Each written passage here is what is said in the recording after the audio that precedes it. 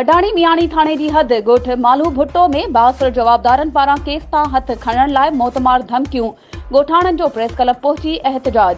जवाबदारनि खिलाफ कार्रवाई जो मुतालबो। उन मौके ते गुलाम यासीन भुट्टो, मोहम्मद ईसे भुट्टो, मुमताज भुट्टो, हबीबुल्ला भुट्टो ऐं ॿियनि दाहींदे ॿुधायो त बासर जवाबदारनि 2011 में असांजा 4 माण्हू अब्दुल गफूर, खादिम हुसैन, मोहम्मद मूसे ऐं मोहम्मद इस्लाम भुट्टो खे बेगुनाह गोलियूं हणी बेदर्दी सां क़त्ल कयो हो, जंहिंजो केस मियाणी थाणे ते 9 जवाबदारनि मथां दाख़िल थियल आहे ऐं इन केस में कोर्ट सगोरी कुझु माण्हुनि खे उमिरि कैद सज़ा ॾेई जेल हवाले कयो आहे।